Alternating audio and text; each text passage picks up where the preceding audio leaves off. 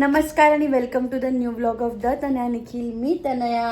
हे माझं सखुडं तुमचं अगदी मनापासून स्वागत करतोय आपल्या आजच्या ब्लॉगमध्ये. तर आम्ही पुण्याला आलो आहे हे तुम्हाला माहितीच आहे.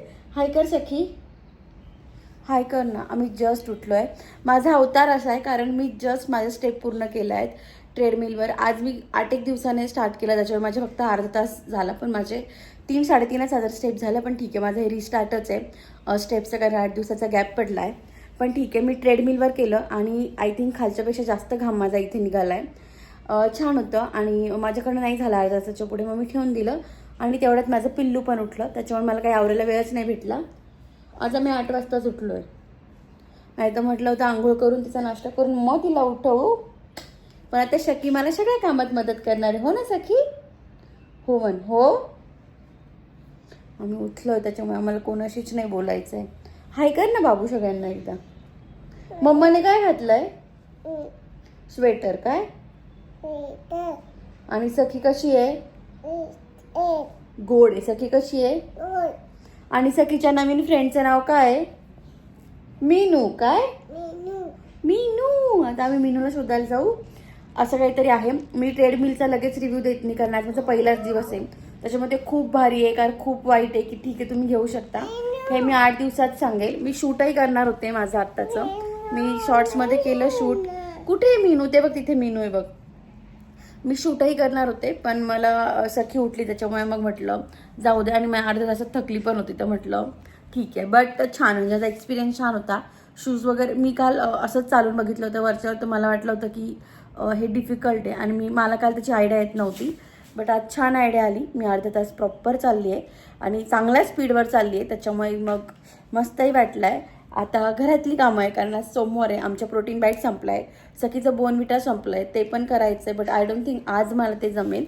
मे बी मी बुधवारी करेल, परवा. बट ठीक आहे, दिवस तर सुरू झाला आहे आणि तो कसा कसा जातो ते पुढे बघायलाच. So stay tune. तर ही माझी लेक इतकी शहाणी आहे. मी त्याच्यासाठी साबुदाण्याची खिचडी केली. ती मला म्हणते दही आण दही. हा ड्रेस आईने शिवलाय, तिने काल घालू दिलेला नव्हतं म्हणून मी आज ट्राय करून बघितला. थोडा मोठा झालाय, सो टिपा माराव्या लागतील मला तिला. सखी तू काय खाते? खिचडी. काय नाही, तिला तिच्याच हाताने खायची आहे. बरं खायचं तर ती मला इतकं आश्चर्य वाटलं. मी तिचं कौतुक नाही करते, मला झालं मी खिचडी आणली, ती म्हणती दही आण दही टाक. शकू तू काय खातोय सांग ना. काहीच घेणं देणं नाही सखीला. सखीला खिचडी खूप आवडते, त्याच्यामुळे ती अशी बसली आहे. सगळा पसारा करणार आहे इथे. बट ठीक आहे, पुढे गेली का आम्हाला थोडी टीव्हीची आठवण येते, तो आम्ही आंटी आल्यावर लावणार आहे. त्याच्यामुळे आता इथेच बसलो खिचडी खात. यानंतर ना मी सखीचा ड्रेस चेंज करायचा खूप ट्राय केला, बट ती अजिबात ऐकत नव्हती. एवढा सगळा पसारा घातलेला होता तिने. तिला खेळायचं पण होतं, मला मदत पण करायची होती. मला कपड्यांच्या घड्या घालण्याचा खूप कंटाळा आहे, बट ते काम केल्याशिवाय होत नाही. मी घड्या घालताना सगळ्यांच्या वेगवेगळ्या घालून ठेवते, म्हणजे प्रत्येकाच्या कप्प्यात ते सगळं ठेवून द्यायला. नंतर सखीला माझ्याकडनं इतकी फुलं वगैरे काढून घ्यायची होती, ते सगळं झालं. मग तिला झोपवलं, तर झोपवायच्या वेळेस तिची नाटकं बघा. कोण कोण आहे तुझ्यासोबत झोपायला? आणि कोण आहे? मीनू. मीनूला दे ना बाहेर, आपण फक्त आधी सोबत झोपू. देते का मीनूला? अगं तर दोघांना घेऊन कशी झोपणार आहेस तू? बघा, आमची मीनू कालच आली आहे म्हणून मीनूला घेऊन झोपायचं आहे. पण आधी आमचं पहिलं लेकरू आहे, त्याच्यामुळे आधीला आम्हाला अजिबात नाही सोडायचं आहे. तू आधी देतो का मग माझ्याकडे? ओ बाई, आधीला बिचाराला आज असं करते का तू? दे दे आधी, दे मला इकडे.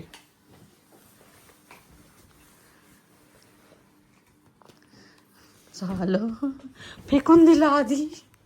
झोप आता. मीनूला घेऊन जा, गाई कर. चल गाई कर मीनूला घेऊन. कसं ते हुशार बाळ आहे माझं. मीनूचे शूज कालपासून ती स्वतःच घालायचं ट्राय करते. कुठे आहे का मीनूचे शूज?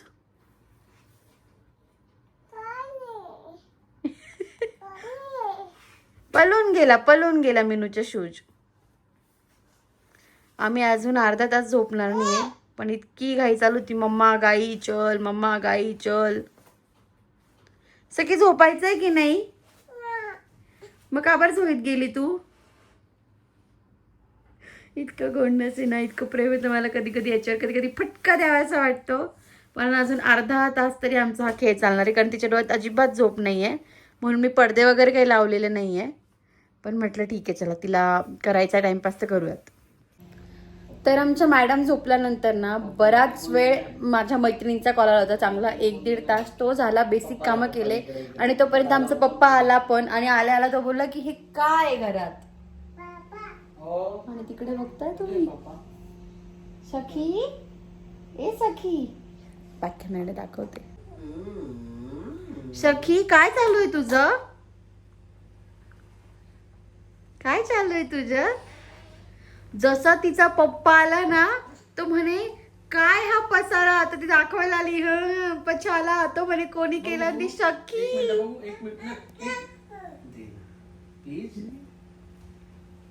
बाय द वे ती फोन खेळत नाहीत, कमेंट यायच्या आधीच सांगते. तिला फक्त असं आहे, ती आम्हाला असं म्हणते फोन नको फोन नको, म्हणून ती आमच्या हातातून फोन ओढून ठेवून घेते. बट ती फोन खेळत नाही, तिला फोन मधलं काहीच कळत नाही. फोन कोणाचा आहे?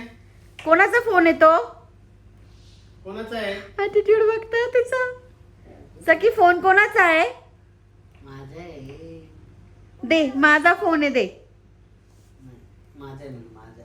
कोणाचा आहे फोन? बस. मग पापाचा फोन आहे तो, सखीचा फोन नाहीये. दे मला, दे दे. पापाला सांग फोन नाही.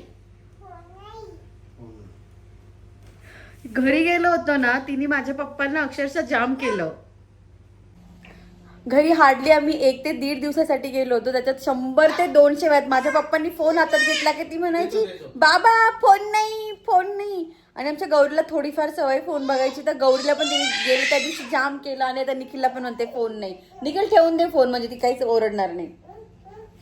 सकाळपासून मला तिचा ड्रेस बदलायचा, तो ड्रेस मी फक्त आईला दाखवण्यासाठी घातला होता. पण मॅडम सखीचा मला बाकी काही त्रास नसला तरी कपडे घालायचा इतका भयंकर त्रास आहे तिचा, की ती आंघोळ केल्यानंतर तिला शोधावं लागतं. कारण निखिल इतकं त्रास आहे की आंघोळ, ते कपडे बदलणं आणि डायपर चेंज करणं. वेडी वेडी बाळ आहे सखी त्या बाबतीत, हो ना? काहीच नाही. पापाचा फोन आम्ही परत जमा करून घेतला. पापाचा आहे, दे ना. माझा फोन आहे, माझा फोन आहे, दे माझा फोन दे. मग कोणाचा आहे?